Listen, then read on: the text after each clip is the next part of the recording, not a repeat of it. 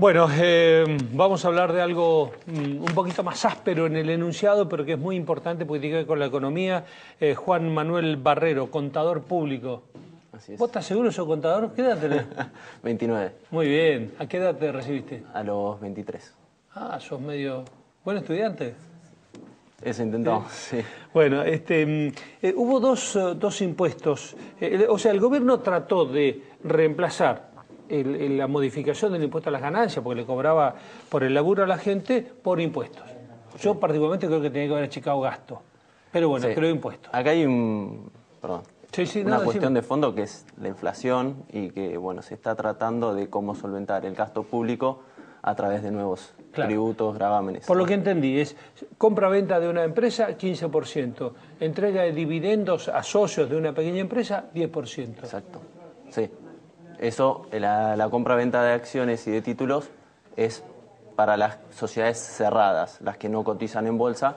Esas sociedades tienen, cuando vos transferís tus acciones, por ejemplo, yo tengo una empresa agropecuaria y quiero transferir las acciones, mi hermano me quiere vender las acciones porque no le interesa la actividad. O yo quiero comprar tu empresa. O querés ¿Tengo comprar, un 15% más, vale? Un 15% de impuestos sobre... Sí, es un 15% más. Sí, así es. O resignar parte de lo que iba a cobrar. ¿Y esto qué puede significar? Esto, digamos, lo que significa es que desalienta un poco la compra y, digamos, la transacción, digamos, desalienta el comercio de empresas y, digamos, que es sano para la economía, digamos. Pero eso básicamente me parece que... Y lo que desalienta es que si yo quiero, me interesa, por ejemplo, si vamos al productor agropecuario, me interesa vender la empresa a mi hermano, desalienta que es una traba más, porque hoy, si vos querés vender una empresa, pagar un campo con los valores que tiene el campo hoy, querés vender la empresa más el 15%, ya era difícil pagarle al hermano, a los hijos o a alguien. ¿O es resignar o es aumentar? Es aumentar. Y en definitiva, me parece que la cuestión de fondo acá se intenta recaudar con dos impuestos nuevos, algo que una normativa que quiere reemplazar, que son un impuesto, la baja del aumento del mínimo imponible y de los salarios.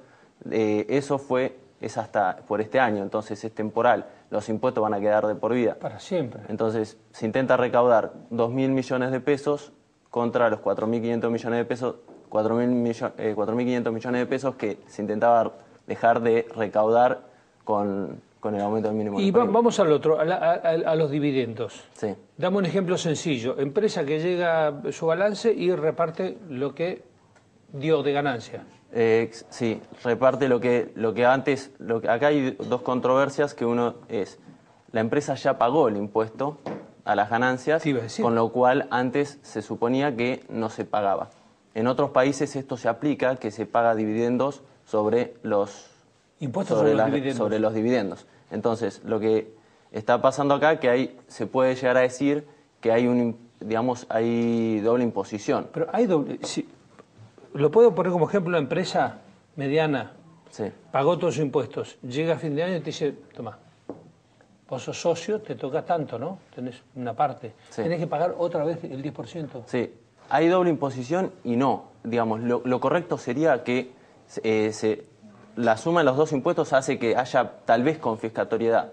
Y ahí podría llegar a haber controversias. En cuanto a la doble imposición, no. La confiscatoriedad puede llegar a ser porque el aumento, en otros países, por ejemplo en Chile, entre los dos impuestos suman el 35%, que es la tasa de acá de la empresa. Juan, entonces acá sería más del 40% si sumamos un impuesto más otro en el caso de que una empresa ya pague el 30 y pico. Exacto, la empresa termina pagando el 41,5% por esta doble imposición. ¿Puede ser eso que me dé lugar para ir a la justicia? ¿Permite la Constitución que yo pagué tanto impuesto? Bueno, la biblioteca está repartida. Los fallos, hay fallos que pueden llegar a decir que hay doble imposición, hay fallos que no. Lo que sí veo mucho más viable que el productor pueda llegar a ir a la justicia por el caso de la confiscatoriedad por el 41,5%, y si pensamos que ya estamos en el 80-90% de carga tributaria sobre las ganancias de la empresa agropecuaria. La última, Juan, y esto tiene que ver mucho más con la gente común y corriente que estaba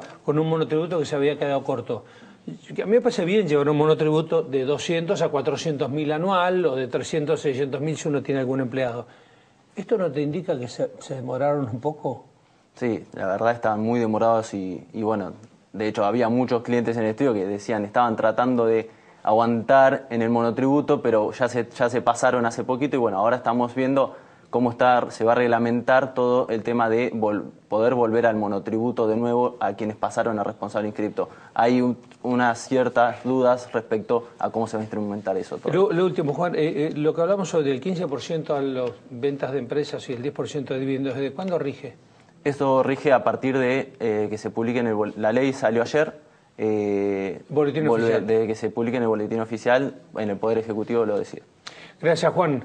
Juan Manuel Barrero, contador, nos hizo algunas explicaciones de temas que tienen que ver con los impuestos. Esta semana la Comisión del Enlace de Entidades Agropecuarias hizo una manifestación.